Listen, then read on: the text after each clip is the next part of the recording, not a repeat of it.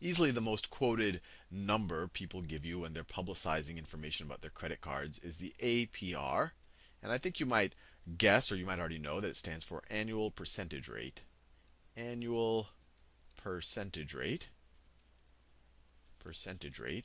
And what I want to do in this video is to understand a little bit more detail on what they actually mean by the annual percentage rate, and do a little bit math to get the real, or the mathematically, or the effective annual percentage rate. So I was actually just browsing the web and I saw some credit card that had an annual percentage rate of, they say it's a 22.9% annual percentage rate, but then right next to it they say that we have 0.06274% daily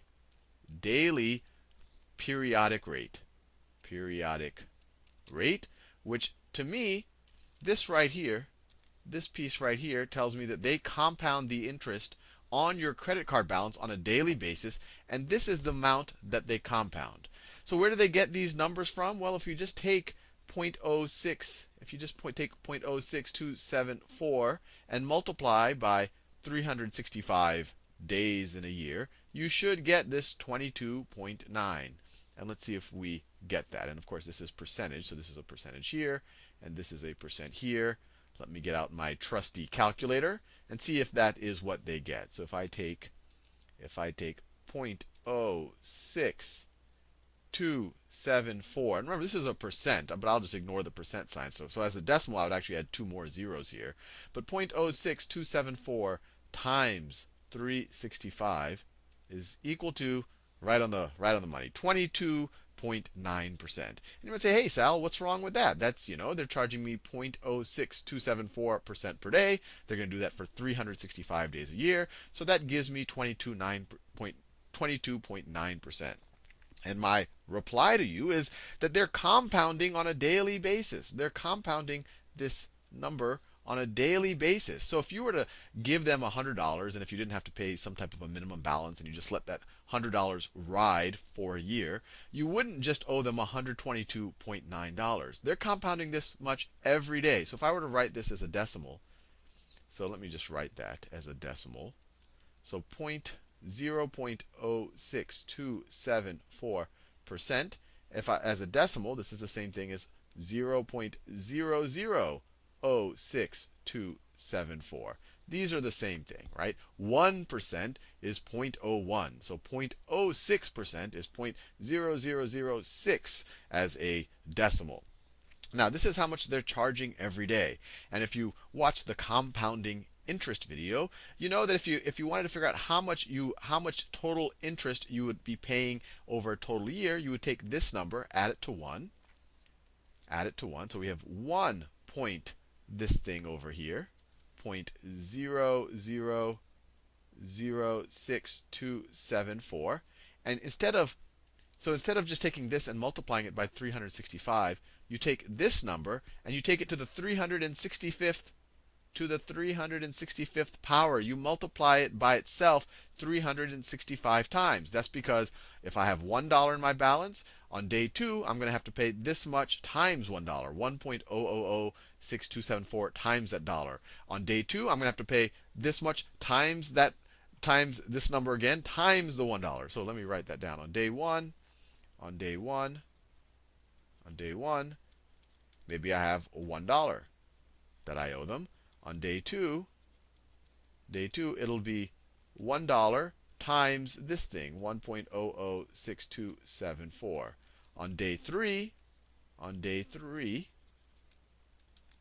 going to have to pay 1.00, actually I forgot a 0.06274 times this whole thing. So on day 3 it'll be $1, which is the initial amount I borrowed, times 1.000, this number, 6274.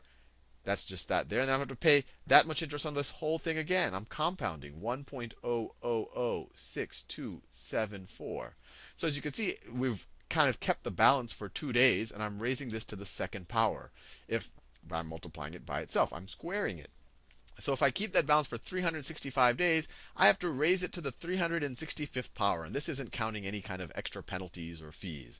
So let's figure out, and this right here, this number, whatever it is, this is, once I get this and I subtract 1 from it, that is the mathematically true, that is the effective annual percentage rate. So let's figure out what that is.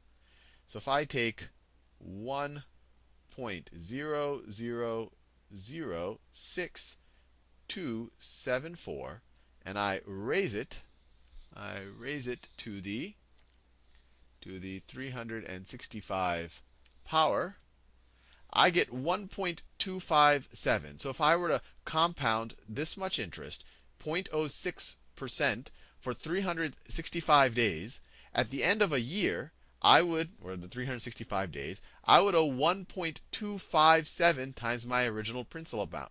So this right here is equal to 1.257. So I would owe 1.257 times my original principal amount, or the effective interest rate. Let me do it in purple. The effective interest rate, effective APR, annual percentage rate, or the mathematically correct annual percentage rate here is 25.7%. And you might say, hey, Sal, that's still not too far off from the reported APR, where they just take this number and multiply by 365 instead of taking this number and taking it to the 365 power. You're saying, hey, this is roughly 23%, this is roughly 26%. It's only a 3% difference. But if you look at that compounding interest video, even the most basic one that I've put out there, you'll see that every percentage point really, really, really, really matters, especially if you're going to carry these balances for a long period of time. So be very careful. In general, you shouldn't carry any balances on your credit cards because these are very high interest rates, and you'll end up just paying interest on purchases you made many, many years ago, and you've long ago lost all of the joy of that purchase. So I encourage you to not even keep balances, but if you do keep any balances, pay very close attention to this, that 22.9% APR is still probably not the full effective interest rate, which might be closer to 26% in this example. And that's before they even count the penalties and the other types of fees that they might throw on top of everything.